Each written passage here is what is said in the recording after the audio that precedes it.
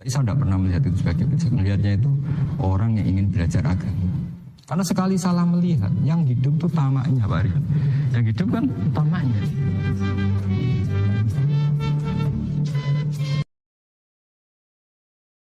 Fatihah.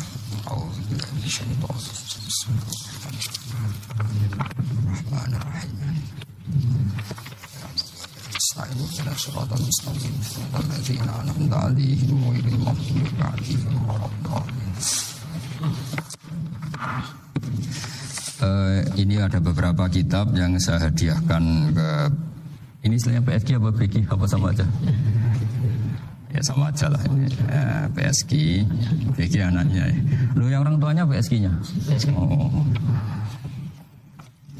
Jadi begini ya, tadi saya rembukan sama Pak Arifin musyawarah bahwa memang yang harus hidup itu ilmu. Dunia mal'unun ma fiha illa aliman aw muta'alliman wa ma walahu. Ada yang illa zikrullah wa ma walahu aw aliman aw muta'alliman. Jadi dunia ini semuanya terlaknat. Seluruh isinya dunia ini terlaknat kecuali orang yang alim, kecuali orang yang belajar atau yang dekat-dekat situ. Nah, kenapa terlaknat? Itu ibarat kita orang Indonesia nggak tahu kalau Pak Jokowi itu presiden, itu kan ngawur sekali. Masa orang Indonesia nggak tahu kalau Pak Jokowi presiden? Kita hidup di PSG nggak tahu kalau pendirinya misalnya Pak Kures Habib Ali, nggak tahu kalau ustadznya Pak Arifin, Pak Wafa, itu kan ngawur sekali. Andai kan tidak ada pelajaran, maka kita nggak tahu kalau Tuhan kita Allah itu kan ngawur sekali, nempat di buminya, makan rezekinya, kita menikmati fasilitasnya, tapi nggak tahu yang punya. Sehingga di sini kadang orang-orang humanis protes, masa orang-orang kafir yang amal nggak diterima Allah, agama ini kok kayak sadis. Sebetulnya bukan gitu cara pandang. Bagaimana diterima sementara mengamalkan harta yang tidak miliknya. Itu kan ibarat saya punya uang 1 miliar, terus disedekahkan Pak Wafa ke Pak Arifin, terus dia bilang ini dari saya, tolong diterima. Pak Arifin bilang makasih, dunia ini mbahmu, tak kan gitu kira-kira. Ya jadi itu logika kenapa ngamalnya orang kafir gak diterima, karena gak ngakui yang punya. Jadi ibarat saya nempat di sini nginep terus terima kasihnya sama Muntahat, nggak sama Habib Ali, memangnya dia yang bikin gitu. Jadi orang nggak kenal Tuhannya itu buruk sekali, mal'un.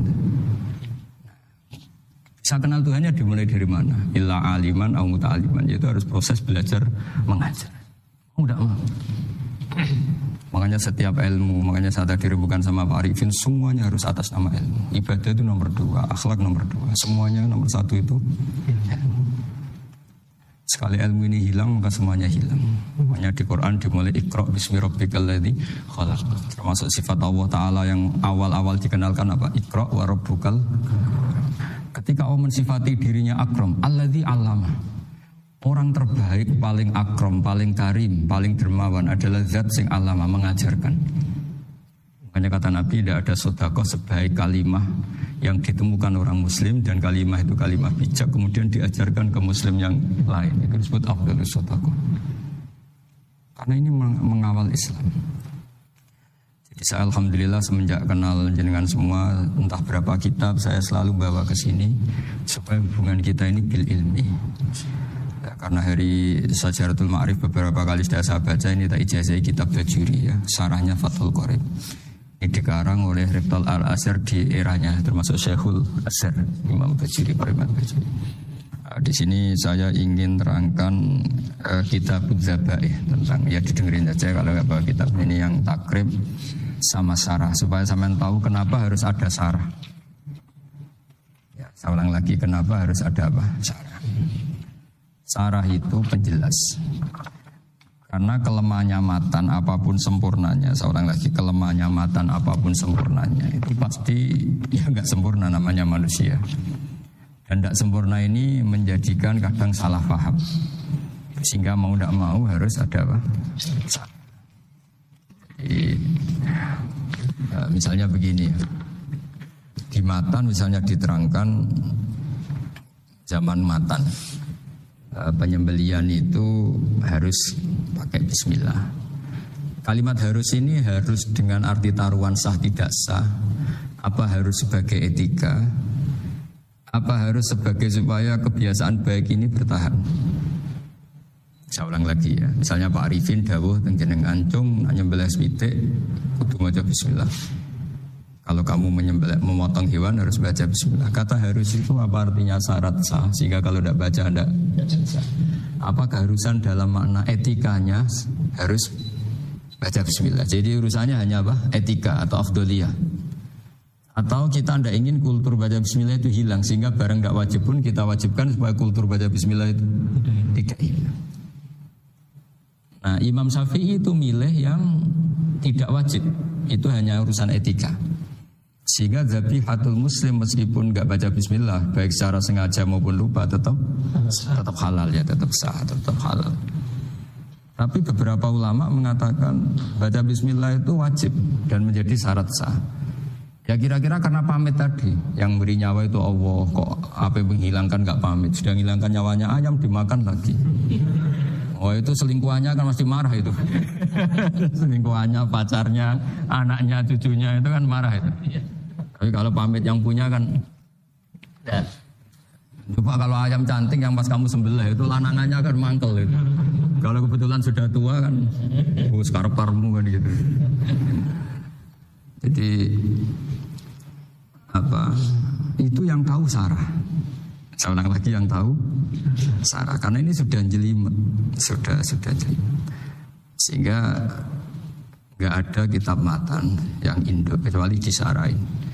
Dulu ada kitab namanya Takrib, karangannya Abi Suja. Terus disarai kecil sekali oleh Fathul Qorib, ya oleh Ibnul Qasim Al-Huzi. Terus disarai lagi oleh Bajuri. Jadinya Bajuri itu sudah sarhun ala sarhin warifin, sudah sarhun ala sarhin, bukan sarhun ala matnin tapi sarhun ala sarhin. Ya, kenapa? Memang kita butuh itu. Seorang lagi kita butuh itu. Nah, kenapa butuh? Ya karena mau tidak mau. Seorang lagi mau tidak mau. Karena matan itu seperti itu. Misalnya matan cerita yang dikatakan menyembelih itu apa? Ya nyembelih itu ya nyembelih itu memotong hewan. Terus motongnya dari mana? Kalau kamu motong hewan dari mana coba? Dari belakang atau dari depan? Dari mana? Depan misalnya. Pertanyaannya, ketika dari depan itu paling penting terpotong al-khulqum wal mari misalnya. Yang satu majrur to'am, yang satu majrur ruh ya kira-kira majrur nafas. Tapi andekan dari belakang gimana? Tapi tetap terpotong. Ribet kan? Kalau kubu sebelah kan enak, pokoknya nggak sunah Rasul seperti itu, nggak mau debat.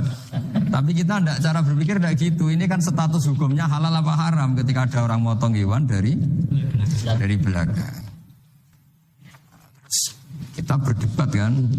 Kita berdebat itu mau dibilang haram, nyatanya memenuhi syarat pemotongan, hukumnya kena, amarinya kena. Mau dibilang halal, jangan-jangan pitiknya sudah pingsan, sudah mati karena dogrok-dogrok dari belakang. Nah, itu terus ulama debat, kan mungkin juga, ya kan? Pitiknya sudah setengah kena corona, pingsan terus, ya kan? Sudah pingsan terus digorok. Nah seperti ini mau tidak mau kita harus detail. Detail artinya yang dikatakan menyembelih itu apa? Ya nanti tak bacakan tapi kita beri Bajuriya sekaligus ijazah untuk jenengan semua. Saat tadi alhamdulillah ketemu Pak Arifin lama, hentikan panjang lebar tentang pentingnya ilmu. Yang dikatakan menyembelih adalah mematikan hewan yang hidup dengan kaifiyah syariah. Kalau lagi mematikan hewan yang hidup dengan kaifiyah syariah. Kalimat hidup ini mulai masalah. Hidup yang apa?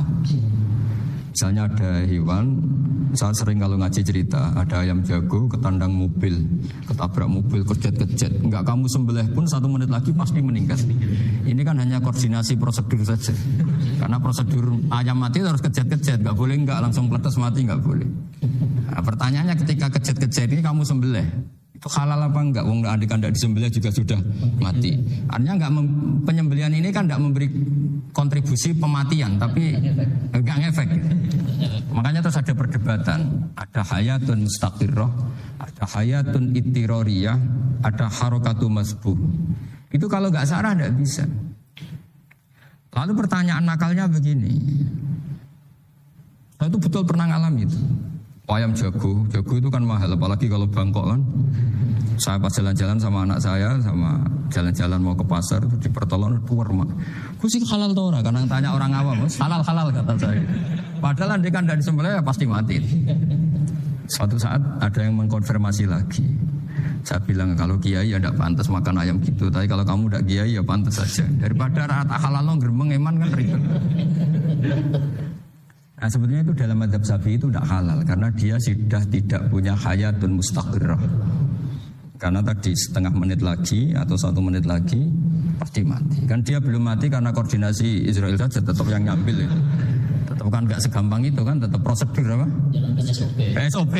SOP-nya harus ada. Nggak boleh mati selonang-selonang itu nggak boleh. Tetap ada SOP kata Pak Arifin ada SOP. Dia kalau sama saya bisa guyon kalau. Tapi misalnya nanti pertanyaan, tapi dalam mazhab Maliki itu diabaikan. Hayat mustaqirrah, hayat ittiroriyah, hayat itu diabaikan. Cara berpikir Imam Malik lebih matematis. Kalau nggak disembelih itu matinya berapa menit? 1 menit lagi. Gara-gara disembelih dia mati sekarang. Berarti eksekutornya ya peso itu. Ya berarti peso itu memenuhi kriteria mematikan sesuatu yang masih hidup, hewan yang hidup dengan cara syar'i. Jadi andai kan ada rapat malaikat, matinya karena apa? Karena peso apa karena kecelakaan? Karena peso. Ya kan? Karena kalau nggak tanpa peso nunggu 1 menit, gara-gara disembelih langsung jadi sekarang. Nah karena hukum halal ini yang menarik dan menguntungkan. Di bab ini orang jadi Malikiyah semua. Ngono maksud saya. Jadi kita ini sebetulnya Syafi'i pecundang gitu. Syafi'i partai politik gitu. Jadi kalau sedang tidak menguntungkan ya kata siapa kita Syafi'i banget juga itu. Jadi karena tadi ya kalau pada level perdebatan ulama itu ada tadi ya, ada seperti itu, ada hayatun mustaqirrah, ada hayatun ittiroriyah, ada harokatul masbuh. Kita baca ya supaya dapat barokahnya ulama ya. Jadi kita baca redaksinya ini di halaman, terus kitab ini saya tinggal sebagai amal saya, keluarga saya, sebagai penghormatan saya sama Habib Ali, Habib Qures, Habib Hussein semuanya, Pak Arifin dan Bismillahirrahmanirrahim. Wa'alam, ini halaman 562, ikutnya bab kitab Ahkami Syaiti wa Zabai. Jadi nanti yang mungkin kalau beda halaman cari di babnya apa? Kalau beda halaman cari di babnya. Kadang-kadang beda halaman warifnya. Kalau cetakan sekarang enggak ya. Beda. Iya, kadang beda juz pun. Kayak Ikhya sekarang tuh sampai 6 juz. Zaman kita ngaji kan 4 ya. 4 juz. Sekarang ada yang 6, ada yang ribet. Cetakan sekarang ya. Di atas ada 10. 1 Ikhya itu. Hurufnya besar ya. Ikhya biar. Iya, ada yang satu. Karena ngerti zaman akhir paling sudah agak buta dulu. Saya tuh dulu punya guru terakhum sudah sepuh. Itu baca gini nggak bisa, Pak. Jadi kalau di kelas harus dituliskan pakai spidol. Mulang minhajul abidin. Sudah sepuh sekali. Kalau ngajar itu nggak bisa jalan, udah pakai beca. Yang nulis agak kurang ajar. Nulis CDE cepet bar. Jadi kadang itu apa itu? Beliau masih semangat, tulisannya habis. Loh kok sentak dong? Terus ya wes ya. Tulisnya di HPS baru. Udah cepat selesai. Iya. Nah kalau beliau pakai kitab sudah enggak perso itu. Anak-anak wah ini sih dia benar-benar. Saya ulang lagi ya. Jadi yang mau saya baca tadi itu logika fikih ya. Fikih itu berpikir ya. Di mana-mana namanya menyembelih itu apa? Dari hidup dimatikan dengan kaifiyah syariah. Kaifiyah syariah ini tidak boleh kamu nyontohkan terus disembelih, keliru juga. Karena hewan yang berot atau hewan liar cukup dipanah asal ma'an harod dama yang bisa mengalirkan apa? Darah. Jadi makanya saya umumkan bikaifiatin syariah ma'rifinnya kan tidak harus motong kan bentuknya. Kalau hewan liar kan atau sapi kurban liar kan, sapi kurban ucul liar kan boleh dipanah, boleh macam-macam. Dan kalau tembak bisa diperdebatkan karena ada unsur api ma'rifin. Jadi bisa debat. Meskipun ada yang bilang boleh tapi bisa debat lagi kan. Karena ada unsur apa? Api ma'rifin. Ya. Ini saya cerita umumnya bikaifiatin syariah. Ya, karena kalimat hewan hidup, ada kalimat hidup. Hidup yang apa kan pertanyaannya?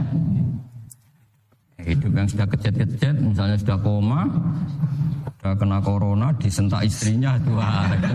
Apalagi ayamnya menyaksikan pasangannya diselingkuhi, wah itu udah stroke gitu dia. Nah itu. Hanya kalau orang suka macam-macam itu kayak ayam makanya itu. Saya baca ya. Bismillahirrahmanirrahim. Wa'lam annahu yujadu fi ibaratihim hayatun mustaqirrah, hayatun mustamirrah, harakatu mazbuh. Wa yuqalu aisyu mazbuhin. Wal farqu baina annal hayata al mustaqirrah yakunu ma'a ibsarun bi ikhtiyarin wa nutqun yu bi ikhtiyarin wa harakatun ikhtiyariyah. Wal hayat al mustamirah ya allati tastamiru ila khurujir ruh minal jasad. Wa harakatul masbuh ya allati la yabqa maha ibsarun bi ikhtiyarin wala nutqun bi ikhtiyarin wala harakatu ikhtiyariyah. Bal yakun maha ibsar wa nutqun wa harakatun ittirariyah ini. Wa ba'duhum farraqa bainahuma. Sampai saat terus ini. Jadi ini perbedaan-perbedaan pandangan ulama. Imam Malik itu mengabaikan semua istilah itu. Sing penting pas mbok sembelih iku kecelok urip, cara wong Jawa kecelok urip. Cek hayat mustaqirrah, cek ittirariyah, cek harakatu masbuh, pokoknya kecelok urip. Paling kecelok urip bisa dibilang masih hidup. Karena kalau bisa dibilang masih hidup, kamu sembelih tetap nanti rapat malaikat kira-kira gitu. Ini matinya karena apa? Karena kecelakaan. Oh, kalau kecelakaan 1 menit lagi matinya dong. Tapi kan matinya sekarang ya karena sembelih. Nah tadi saya bilang sebenarnya mazhab Syafi'i itu tidak seperti itu. Karena Imam Malik menghalalkan, biasanya penggemarnya lebih banyak. Di bab bungsu halal itu kan penggemarnya masih banyak. Tapi ya sudahlah, itu masih ahli sunnah karena salah satu dari mazhab. Tapi logikanya juga masuk. Jadi kita bukan sekedar taklid ke Imam Malik, tapi kalau kita ikhtiyat ikut Imam Syafi'i ya monggo, karena mungkin secara medis karena mengalami seperti itu mungkin tingkat kesehatannya banyak sudah.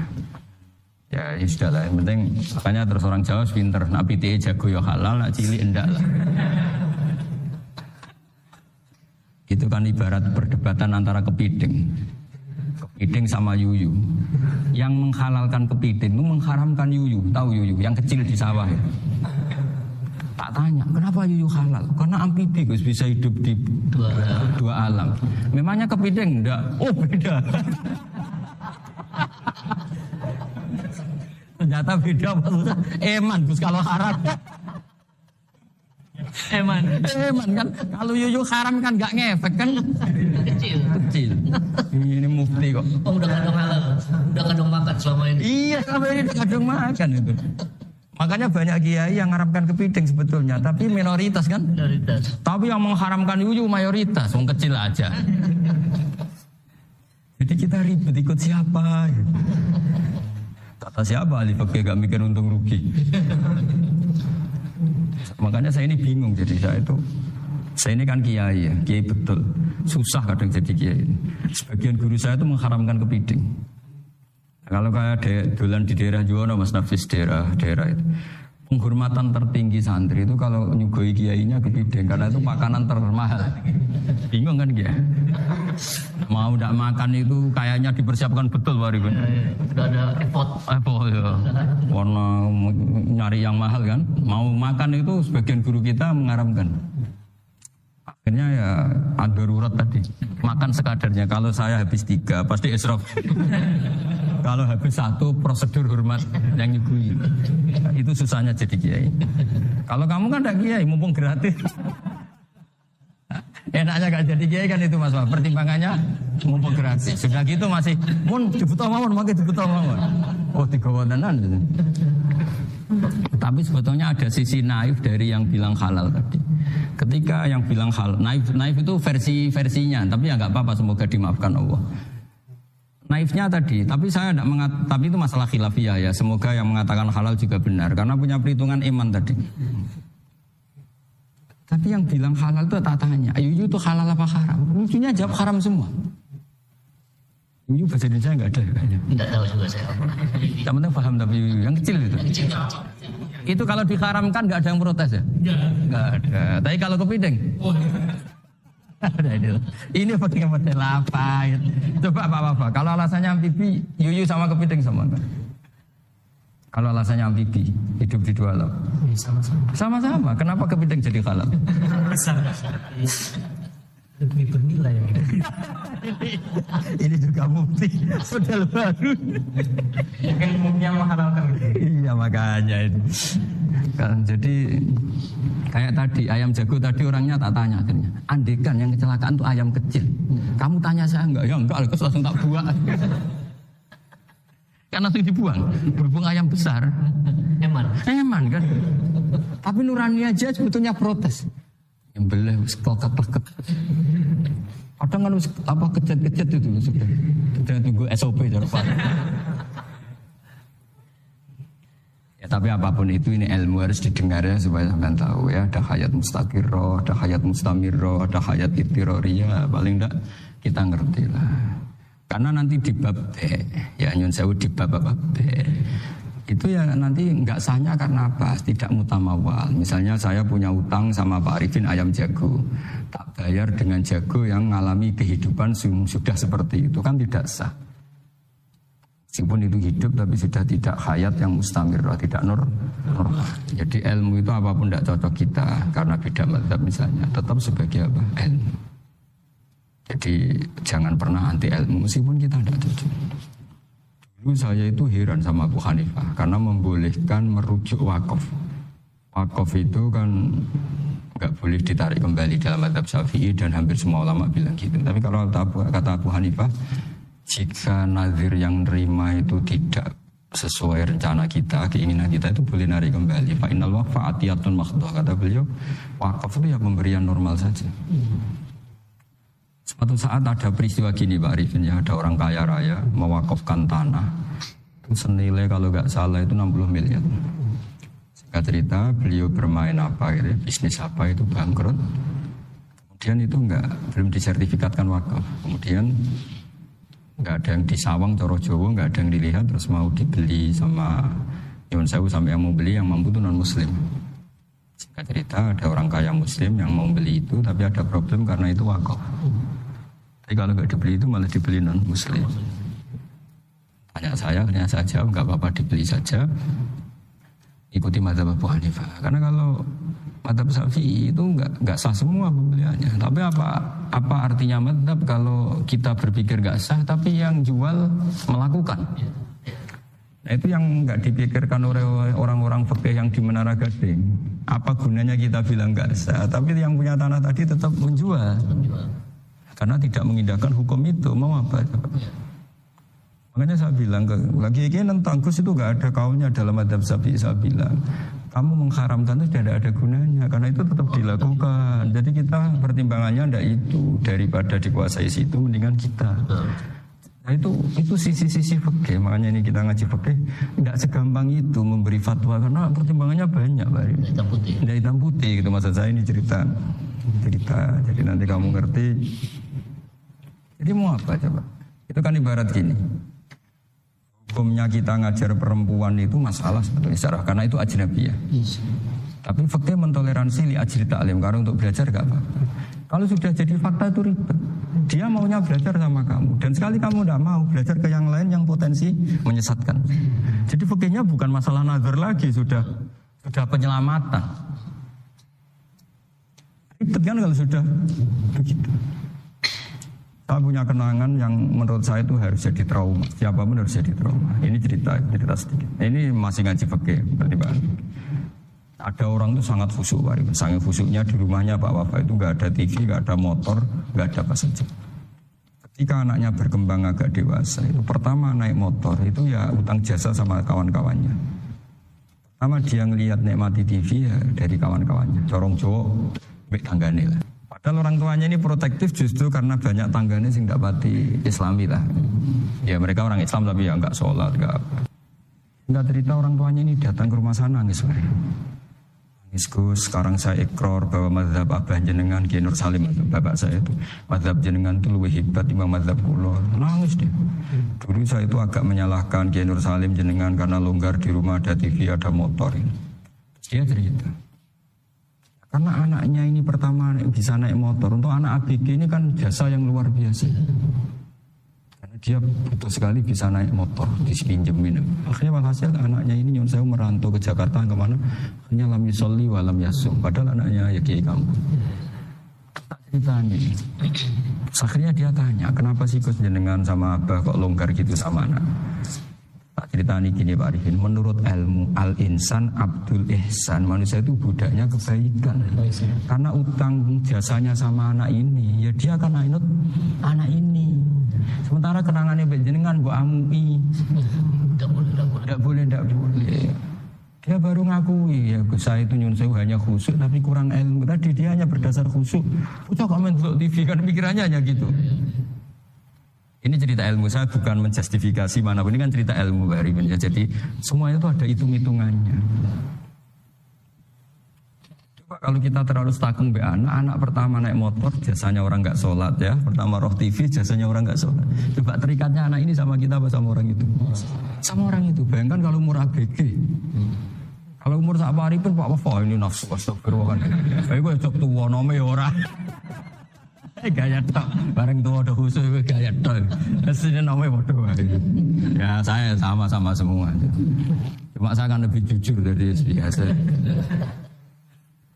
Jadi orang itu harus ngitung gitu. Itu kenapa Mbah Mun tuh kiai alim alama. Setahu saya dalamnya ada TV. Putra-putra ini lihat TV. Meskipun kita tidak mungkiri negatifnya TV, kita nggak mungkiri Pak Arifin ya. Tapi tadi ketika anak-anak ABG itu pertama lihat TV jasanya tonggoni. Kalau kebetulan tangganya wong soleh nggak masalah ya. Kalau enggak, itu nangis ke rumah saya itu. Nyesel dia.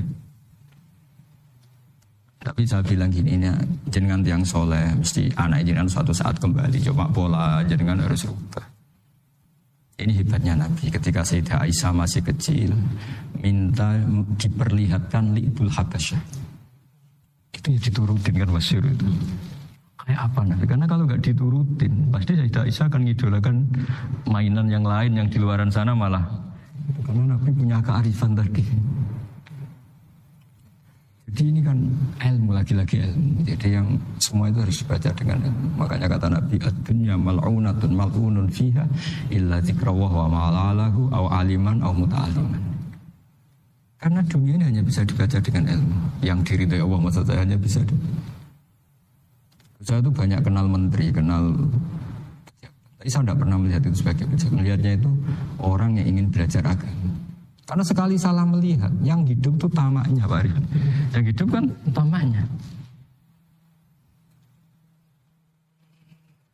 Saya kenal orang kaya kok melihat kaya, yang hidup itu tamaknya. Ingin dapat ini, dapat. Tapi kalau melihat itu sebagai hamba Allah yang ingin belajar, insya Allah kita selamat dari tamak. Meskipun kita ya manusia tidak sempurna. Setidaknya ketika dia lomo atau tidak lomo, nyalami template apa tidak ngefek. Karena kita melihat ini mau belajar. Tapi kalau kamu didorong tamak, katanya orang kaya ternyata nggak tahu haknya kiai, ribet kan? Ribet. Ya, kalau kamunya santri cantik ya lihat itu sebagai santri kamu. Jangan melihat ini mau nggak sama saya, kalau enggak ya ribet kalau gitu. Ini anak-anak muda harus dilatih ikhlas, baru bahaya. Ini santri-santri sampean kalau nggak dilatih ikhlas ini bahaya. Nah ini belum punya penggemar pejabat, paling ya anak-anak yang ya tadi ABG. Jadi padahal Sarah kembali lagi Sarah itu membicarakan itu detail. Jadi ya makanya kenapa orang mati yang lahir langsung meninggal itu nggak wajib disolati. Alasannya fikih ya lucu, karena dikatakan solat mayit di mana-mana mayit itu sabakohu hayatun. Di mana-mana namanya mati itu terdahului oleh hidup. Lah ini nggak pernah hidup langsung mati. Jadi begitu ya kadang lucu. Ya gitu aja alasannya. Kamu nyolati apa? Mayit. Kenapa kok mayit? Mayit itu namanya mayit Orang mati. Orang mati artinya pernah. Nah itu. Itu sarah. Jadi ketika matan hanya cerita wasiktu alladzi lam yastahila, enggak pernah nangis, gawe lam yusalla alaih. Sarah bilang mergo ora tau urip. Kalau enggak pernah hidup berarti enggak bisa dikatakan mati. Iya. Kayak sampean miskin itu kan enggak bisa dikatakan bangkrut. Ya miskin aja gitu loh. Kan gitu ya. Karena enggak pernah kaya. Enggak pernah kaya. Kayak Mas Nafis enggak bisa dikatakan, oh, itu Qur'annya lupa gimana, enggak pernah hafal. Jadi yang dikatakan lupa itu pernah apa? Enggak lupa enggak apa, Qur'annya lupa, gaya enggak pernah hafal kok bilang apa? Lupa gitu. Enggak boleh Pak Wafa bilang, saya ini bangkrut apa? Enggak pernah kaya kok bangkrut kan? Jadi semua itu ada aturannya itu. Nah, itu sarah, lagi-lagi sarah. Jadi bahkan banyak yang syarhun ala syarhin. Jadi kayak kitab takrib itu disarah Fathul Qorib. Jadi Fathul Qorib itu sudah sarah. Disarah lagi baju. Nah, itu termasuk cerita itu ya. Cerita-cerita. Bismillahirrahmanirrahim. Ya, wa yakunu qad umma dzukira daf'atan wahidatan la fi daf'ataini. Islam tujad al hayat al mustaqira inda daf'atis saniyah. Amma idza wujidat al hayat al mustaqira daf'asaniyah fa yakhilu al masbuhu aidan. Fasartu wujudul hayat al mustaqira fi ibtida'il wati akhir marrah. Makharu dzalika inda tulil fasli wa illa fala rafa'a sikina wa ada fawran aw alqaha liqawniyaka latan wa akhadha ghairaha fawran aw saqatat minhu wa akhadha ghairu halan aw qallaba wa qata'a biyama bagi hal al masbuh. Jadi ini masalah sarah. Sarah itu sudah detail. Misalnya gini, kamu motong ayam. Motong ayam harus sekaligus sret jadi. Jangan sampai nyuwun sewu 2 kali. Jangan-jangan misalnya gini, ayam tak potong pas ke kiri separuh. Ya, ke kiri separuh apa hulkumnya. Pak Arifin datang, Assalamualaikum Gus Pak, waalaikumsalam, terus santai jagungan dulu. Jagungan sampai besoknya itu enggak meneruskan. Bareng-bareng malah salam, ingat lagi ayam saya ini. Ketika saya meneruskan ini, potensi ayam ini sudah mati atau sudah hidup yang ini masih mazhab Syafi'i itu ya. Atau sudah hidup yang sudah tidak normal. Artinya apa? Penyembelian kedua yang mengeksekusi tadi sebenarnya mengeksekusi barang mati. Yang penyembelian pertama tidak bisa dikatakan penyembelian karena tidak sampai mati. Penyembelian kedua berstatus setengah mati. Nah, kalau seperti itu maka haram. Maka, kecuali itu dilakukan secara fauron. Fauron dicontohkan nyembelih ternyata pesunya kedul terus ngambil yang lain. Tapi fauron langsung atau terjatuh ngambil langsung. Boleh karena ditoleransi. Tapi kalau alam ajnabi kata tadi mohon Pak Arifin. Seperti Pak Arifin alhamdulillah sehat. Jaminan mau rawuh. Dari ayamnya asem mana. Ini harus sebar. Ini orang ngapur. Jadi, nah itu sarah. Bicara sampai detail itu sarah. Jadi ada sekian kemungkinan. Jadi ya, jadi termasuk yang diandaikan apa? Nah, hayat mustaqirah itu batasnya yakunu maha ibsorun biikhtiarin wa nutkun biikhtiarin wa harakatun ikhtiyariyah. Hayat mustaqirah itu kalau dia betok-betok itu ya karena karepnya. Maksudnya gini, gamane cara roh pitik wedok engkek yo cek karepe dhewe. Cara dia melihat peso itu karepe ya masih lari. Jadi misalnya ada ayam. Ayam kita sembelih baru luka sedikit. Belum sampai andekan dibiarin ya mungkin suatu saat sembuh, luka. Terus melihat kamu lari ketakutan karena kamu dianggap gladiator, killer lah. Nah itu berarti punya hayat mustaqirah. Tapi sudah kalau kamu sembelih karek ngriwit, roh kowe serawedi. Ya kan? Mau demo ya sudah enggak berkutik ya dia berarti tidak punya hayat mustaqirah gitu.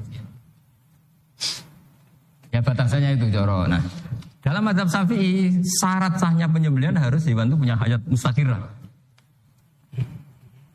Nah, ini sarah ya, jadi sarah itu lebih jeli. Nah makanya kenapa tidak boleh nyembelih pakai yang tumpul Mas Nafis? Takutnya ayamnya itu ngalami dohtoh. Dohtoh kok ditekek.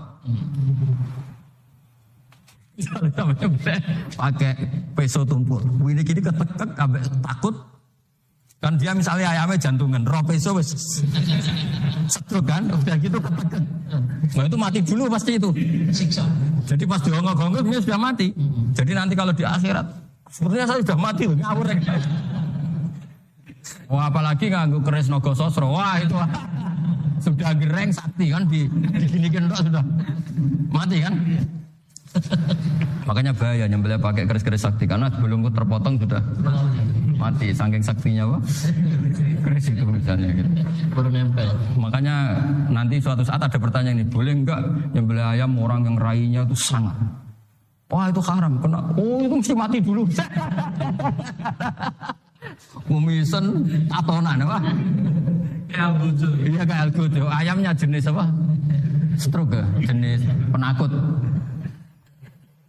Pas mau disembelih, tidak mati. Jadi hati-hati ya nyembelih ayam. Jadi kalau orang kampung Pak Arifin ya, orang kampung mudin kampung. Mungkin kalau orang kota sudah nyuwun sewu gak peduli. Kalau orang kampung itu. Apa itu Pak Arifin? Kalau nyembelih jago itu sampai apa itu? Ilatnya dikeluarin dulu. Oh iya. Apa ya? Iya karena takutnya katanya beberapa yang kaget itu kelek apa? Ya ketelan ya. Itu ya ada kearifan gitu tapi ya terlalu ya menyiksa ayam. Tapi memang potensi katanya Pak Arifin. Katanya yang ahli-ahli itu ya. Jadi kalau dia jago ya mau disembelih saking takutnya itu. Kalau orang Jawa kalau takut kan yang ngelek itu ya. Orang Jawa loh ya itu kalau orang takut kan kadang apa kayak nah ayam itu nak ketakut kadang ininya terus apa lidahnya masuk akhirnya pas disembelih ini nggak kena. Nah, makanya terus banyak mudin yang punya ikhtiar tadi pernah lihat Pak yang ayam jago itu ilatnya di ya itu ya tidak wajib cuma tidak bisa kita salahkan tapi kata penyembelih yang lain tak tanya ekspor yang lain roda itu penegus itu saya iso. Saya belum pernah nyembelih ayam karena ini kan selain gak profesi saya juga gak mentolonan saya. Tapi ini beberapa kefiah ya, yang penting kita tahu ilmunya. Yang paling pokok itu qatul khulqum wal mari. Ya kira-kira dalan sing digo nafas sama digo makanan tadi. Ya tapi itu tadi caranya semua itu harus apa tadi mengalami atau masih punya hayatun mustaqirah. Nah, takutnya dalam konteks nyembelih yang apa tadi? Saya bilang separuh tadi. Itu jamnya normal enggak? Itu sudah jam 11. Oh jam mati almarhum itu nggak halal disembelih itu sudah maitah ya. Iya. Saya makanya saya bingung ya. Ya jadi itu Pak Wafa ya pentingnya sarah itu seperti itu. Matan itu kan asal nyembelih saja. Tapi di sarah diterangkan jangan hanya nyembelih, yang disembelih harus ada hayatun mustaqirah karena dikatakan penyembelihan adalah menghilangkan nyawa dengan cara yang syar'i. Nah, kalau nyawanya saja sudah hilang bukan nyembelih gitu. Nah, potensi itu ada ketika jago kamu sembelih pakai yang tumpul. Ini ada doktoh. Loh hewan itu juga kayak manusia loh karena punya hati. Ketika takut saja mati. Nah, takutnya ulama kan ini ngalami doktoh. Kayak orang ditekek kan mati kan. Ditekek kaget. Contoh gampang gini. Orang ditekek perempuan kemungkinan mati itu kecil. Karena murni hanya ngalami pernapasan. Tapi nak ditekek wong gagah tatonan kan terus dua reaksi tubuh. Takut sama gak bisa bernapas itu kan lebih cepat apa? Mati. Kira-kira kan gitu. Nah ini sudah takut, hongok-hongok itu kan nyiksa. Saya sering ketemu orang yang ahli nyari ular, nyari apa. Itu ya gitu. Filosofinya sama seperti orang perang. Harus bikin takut. Iku kewan, Gus nak disuwentak. Iku teleleken, jadi teleleken itu apa Pak Anda bicara bahasa Batawi ini? Orang kaget terus terpaku itu. Apa? Teorinya Khalid bin Walid kan gitu. Kalau perang supaya musuh takut. Kamu tahu kami siapa? Gertak juga. Ayat ji'na biqaumin yuhibbunal mauta kama tuhibbunal hayat. Kita ini bawa pasukan yang mereka mencintai mati kayak kalian mencintai hidup. Pasukan kami ini wah darwis, berani modar ya wis gitu. Kira-kira gitu kalau bahasa Jawa itu. Berani mati. Akhirnya musuhnya kan Di antara syaratnya perang kan gitu, harus bikin musuh itu takut, gemeter. Nah, telelekan itu gampang gitu loh. Telelekan itu pokoknya tadi loh, Arifin, kepaku tadi. Agak berkutik. Paham ya? Nah, jangan-jangan ayam yang kita sembelih mau wis wedi diongok-ongok. Mati duluan gitu. Makanya atas kata musannaf kalau bisa itu wayakunu madzukira bidafatin wahidah. Kalau itu usahakan sekali jadi. Tapi itu bukan berarti syarat sahnya harus sekali jadi. Kira-kira karena tadi gak kebayang kan kalau baru separuh tak Assalamualaikum Gus Pak, Waalaikumsalam Pak Arifin, sebuti kabar. Baru itu terus ingat, teruskan lagi. Kemungkinannya sudah mati apa? Makanya ya tapi lagi-lagi ini sarah ya tak baca Bismillahirrahmanirrahim wa yakunu qad umadukira daf'atan wahidatan la fi daf'ataini fa innahu yahrumul masbuh hina idi. Dua kali, tapi dua kali maksudnya yang satu kali ini mengakibatkan kematian. Dikatakan penyembelihan belum sempurna, dikatakan hidup toh nanti pasti mati, berarti tidak mengalami hayatun mustaqir. Paham ya? Jadi ini semoga dapat barokah dari para ulama. Jadi saya mohon nanti Pak Wafa, Pak Muntaha, teman-teman jangan hanya baca matan ya, pada level alim itu harus baca syarah karena matan itu nyun sewu tidak cukup untuk menjawab sekian kemungkinan. Nah, syarah itu sono fardul masalah. Ya Pak Arifin ya mengandaikan masalah meskipun belum terjadi ya pengandaian sehingga nanti kalau terjadi kalau militer itu apa? A, B ya, alternatif gimana? Kalau strategi itu kalau ada sekian A, B, C, kalau A gagal sudah siap. Jadi kalau masuk surga pintu satu gak bisa, itu kedua. Ini sembrono. Pergi Al-Fatihah.